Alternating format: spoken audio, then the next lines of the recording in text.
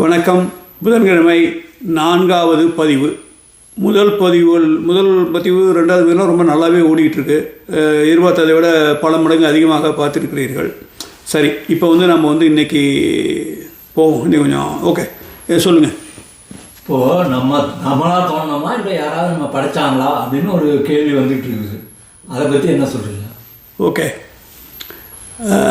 நம்மளாலாம் யாருமெல்லாம் படைக்கலை.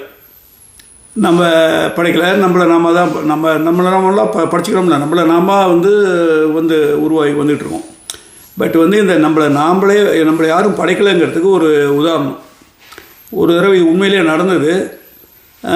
இது பல வருஷங்களுக்கு முன்னால், 10-15 வருஷம் இருக்கும்னு நினைக்கிறேன். 10-15 வருஷம் முன்னால் நாங்கள் இங்கே ஒரு மவுண்ட் ஒன்று பெரிய மலை இருக்குது. அதுக்கு பேர் மவுண்ட் பால்டி, அதாவது சொட்டதலை மலை அப்படின்னு பேர். அதுக்கு போயிருந்தோம். அங்கே போனோடனே அது மேலே சொட்டதலையாக தான் இருக்குது, வழுக்கு இருந்தது. அப்போது நாங்கள் ரொம்ப டயர்டு. 10,000 அடி இது உயரம், கீழே இருந்து 10,000 அடி உயரம். நாங்கள் மேலே போனோம், ரொம்ப டயர்டாக இருந்தோம்.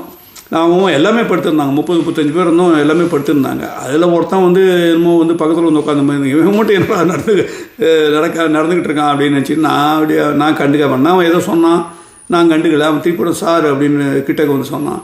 உடனே எஸ்பி சொன்னார், உங்களுக்கு தான் சார் உங்கள்கிட்ட தான் பேசுகிறான் அப்படின்னாரு. உடனே சரி என்னப்பா சொல்லுப்பா அப்படின்னா, அவன் உங்களை பார்த்தா ரொம்ப அதான் சொன்னப்பே அவன் உங்களை பார்த்தா ரொம்ப அறிவாளியாக இருக்காங்கன்னு சொல்லிக்கிட்டே வந்தான். சொல்லிட்டு இப்போ அதுக்கு என்ன அப்படின்னு கேட்டேன். நான் அப்போ உங்களை எப்படி சார் நீங்களே உருவாகியிருக்க முடியும்? உங்களை விட முதல்ல ஒரு சூப்பர் இன்டெலிஜென்ட் ஃபெலோ தானே உங்களை படைச்சிருக்க முடியும். ஏன் அது கடவுளாக இருக்கக்கூடாதுன்னு கேட்டான்.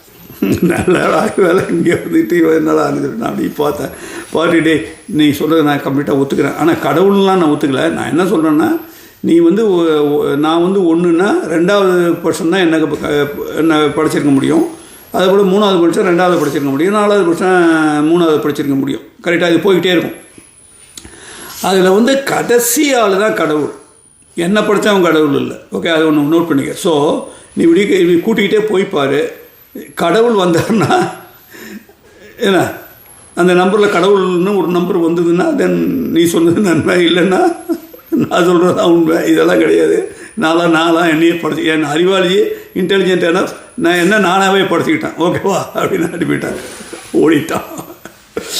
சரி, இதில் ஒரு கடைசியில் நீங்கள் ஏதோ சீரியஸாக கேட்டிங்க, இது ஒரு ஜோக்காக போயிடுச்சு. பட் பரவாயில்ல, நம்ம இதில் வி கேன் நெக்ஸ்ட்டு இதில் நம்ம இன்னும் கொஞ்சம் அதில் நீங்கள் நேரோவாக, இது ரொம்ப பெரிய சப்ஜெக்ட். யூட்டுக்கு ஆஸ்க் நேரோவாக ஒரு கொஸ்டின்ஸ் கேட்கணும். அப்போ ஒவ்வொன்றா இலக்கிக்கிட்டே போகலாம்.